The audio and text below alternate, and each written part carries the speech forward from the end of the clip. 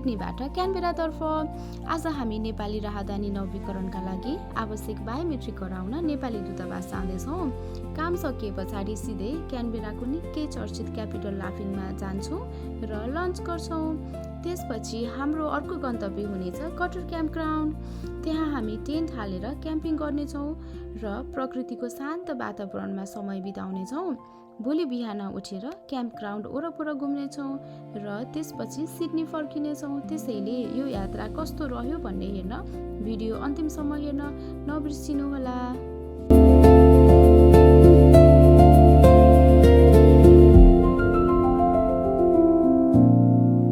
अब भने हामी क्यानबेरा स्थित नेपाली दूतावास आइपुगेका छौँ। यहाँ दिउँसो 1 बजेदेखि 2 बजेसम्म लन्च ब्रेक हुने भएकोले त्यो समयमा कुनै पनि सेवा उपलब्ध हुने छैन। यदि तपाईँलाई क्यानबेरामा पासपोर्ट नवीकरणको लागि बायोमेट्रिक गर्ने मिति भेटाउन गाह्रो भइरहेको छ भने मेरो अनुभव अनुसार एउटा विकल्प अपनाउन सक्नुहुन्छ। अनलाइन अपोइन्टमेन्ट बुक गर्दा अर्को देशको लोकेसन छानेर अपोइन्टमेन्ट लिन सकिन्छ। त्यसपछि क्यानबेराको नेपाली राजदूतावासमा आएर आवश्यक शुल्क तिरेपछि यही बायोमेट्रिक गराउन सकिन्छ। अब भने हाम्रो बायोमेट्रिक पनि सकियो। अब जाँदैछौँ क्यापिटल लाफिङ। हामी चाहिँ अहिले क्यानबेराको यो क्यापिटल लाफिङमा चाहिँ आइपुगेका छौँ।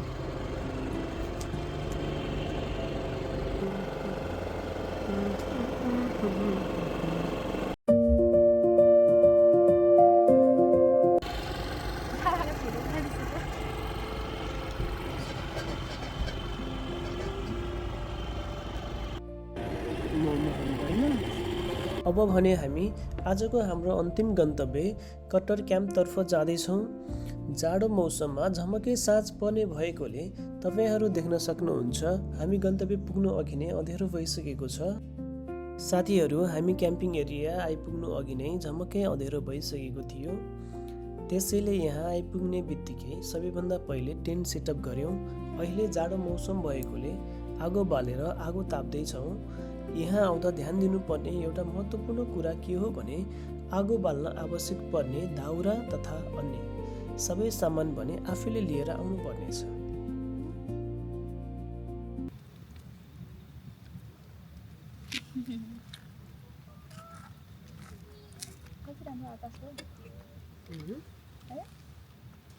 कति धेरै जुनै जुनै जुन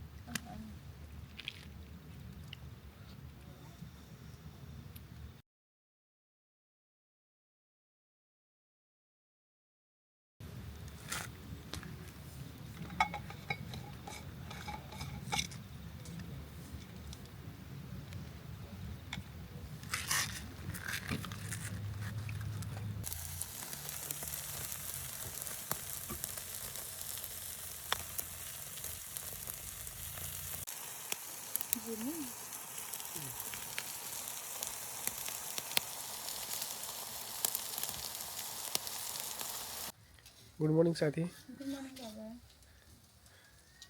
अनि के गर्दै हो तिमी यस्तो? ब्रेकफास्टको तयारी। एक्लै ब्रेकफास्ट खाँदैछौ क्या? म यसमा चाहिँ चिया पकाउनु लाग्यो। हामीसँग भाडा थिएन। ए यस्तो चिया पकाउनु मिल्छ? अनि मैले यसलाई भाडा बनाइदिएर पानी तताउँदैछु। नाइस। ग्रिन टी खान्छ सो पानी मात्र तातो भयो हुन्छ। अनि चाहिँ ब्रोकोली हो। ब्रोकोली एग अमलेट बनाएर आएछु। अनि यसै क्यारेट भयो। अब अरू चाहिँ लन्च चाहिँ अलि पछि खाउँला। हजुर। लन्च चाहिँ अहिले खाउँला, केही भएन। अब एकछिन हामी वाकमा जान्छौँ होला। तर बाटो पनि कस्तो राम्रो रहेछ है। तल ठ्याक्कै खोला रहेछ, चराहरू। Wow nice. Piece and nice रहेछ। राम्रो रहेछ, मलाई राम्रो लाग्यो। रेकमेन्डेड। तर धेरै टाढा पर्छ नि सिडनीबाट त। क्यानबेराको साइडमा छ यो। अनि सिडनीबाट आउनेहरूलाई धेरै टाढा पर्छ नि। तर अब क्यानबेरा नै हुनेको लागि चाहिँ क्यानबेरा आउँदा चाहिँ बस्दा हुन्छ। अनि फेरि हरेक क्याम्पको पछाडिपट्टि चाहिँ एउटा आगो बाल्ने चाहिँ बनाएर राख्दा चाहिँ यो चाहिँ राम्रो पर्ला लाग्यो मलाई नि। यसरी चाहिँ राम्रो हो। ठ्याक्कै यसको पछाडिपट्टि खोला नि छ, स्विमिङ गर्न जानु मलाई नि। स्विमिङ गरेर अब चराचुरुङ्गीहरू टन्न। अनि हरेक क्याम्पको पछाडिपट्टि एउटा ट्याप पनि रहेछ राम्रो खुला हात नुहाउँदै भाँडासाँडा बन्नुलाई त्यो पनि राम्रो पछि लाग्यो व्यवस्थित रहेछ क्याम्प एकदमै अब कसैलाई जान मन लाग्यो भने त्यहाँ खोलातिर जाँदा नि भयो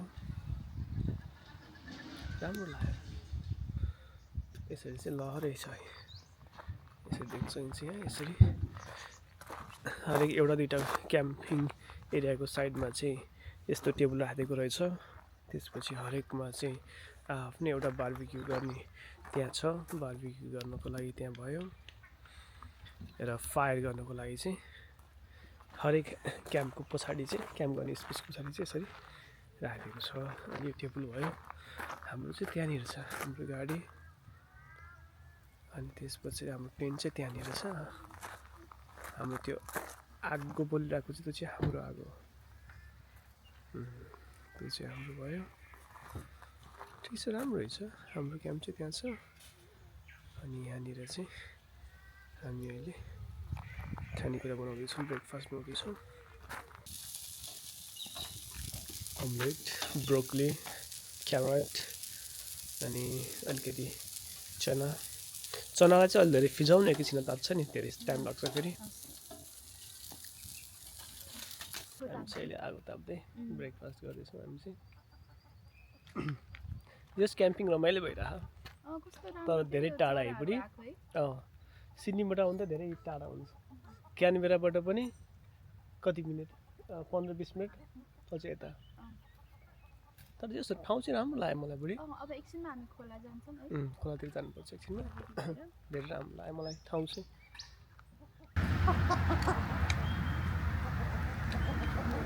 जाडो बेलामा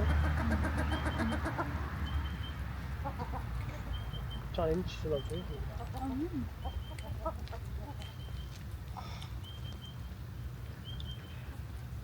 कस्तो तान्दैछ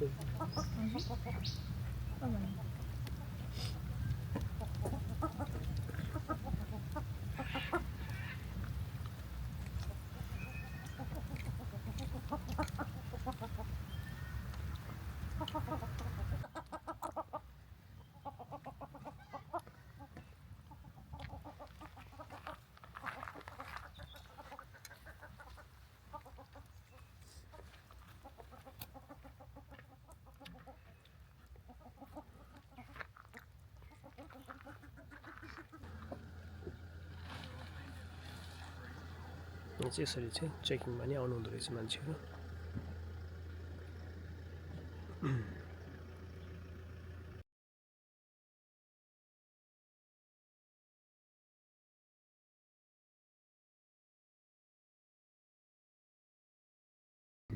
यो गिटी भएकोमा चाहिँ नर्मली गाडीवाला बस्दो रहेछ नि बुढी हजुर त्यो गिटी भएकोमा चाहिँ यस्तो गाडीहरू यो गाडीको माथि यिनीहरूको सुत्ने ठाउँ हो यो सबै गिटीवाला सायद गाडीवाला नै होला सबै त्यसपछि यो टोयलेट बाथरुम पनि यहीँ छ नजिकै छ टोयलेट बाथरुम भयो यतापट्टि चाहिँ क्याराभ्यान मात्रै रहेछ है बुढी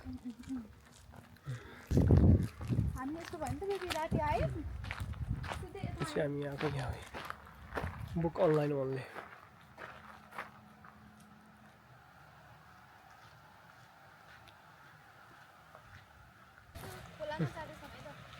यहाँबाट चाहिँ रिभर एक्सेस भयो ए त राम्रो रहेछ यो भयो राम्रो रहेछ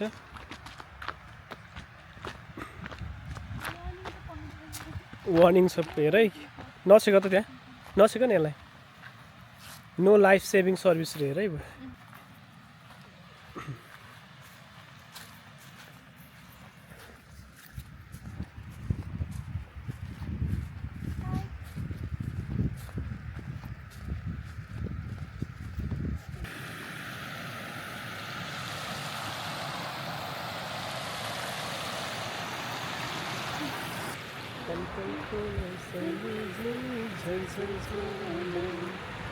रातको दिन साइलेजी तिम्रै सम्झना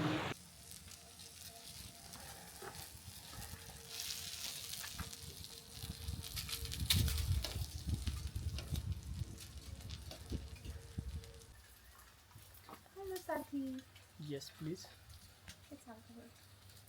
ठिक छ सुन्दैछु।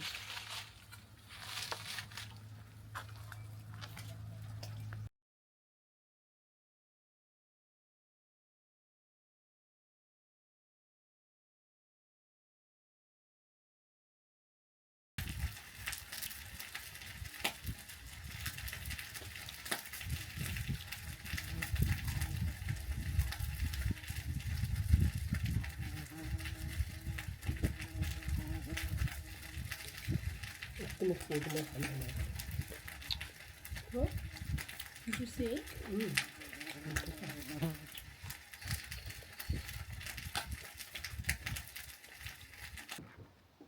ल जाम के खाने त अब माखा पनि लाने हो क्यानबेराबाट हजुर माखा पनि लाने क्यानबेरा नलाने गाडी आउँछ आउँछ बोल्छ जान्छु भन्छ के भने रे बाबा माखाले सिड्नी जान्छु भनेर गाडी आउँछ भनेर लग्छ नि त सिट बुक गरेपछि राख जान त खोजिरहेको भित्र दिने त सिट है के सोच्नु के होला हजुरलाई दिन मन लाग्यो दिम सिड्नी जान्छु भनेर हो त हो माखा तिमीहरू सिड्नी जाने भने हो ल अब हामी चाहिँ लाग्यौँ है त साथीहरू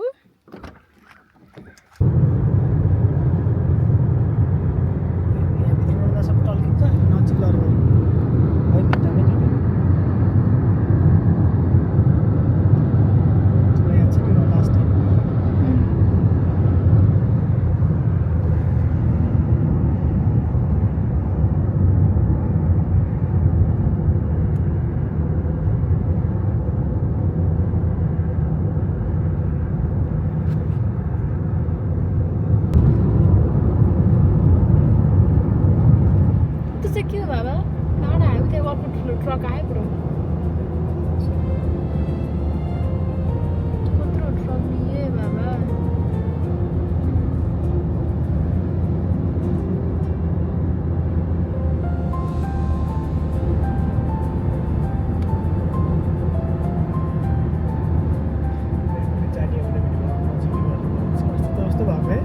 नजान नि नचलाएर हो क्या नजान थाहा नभएको है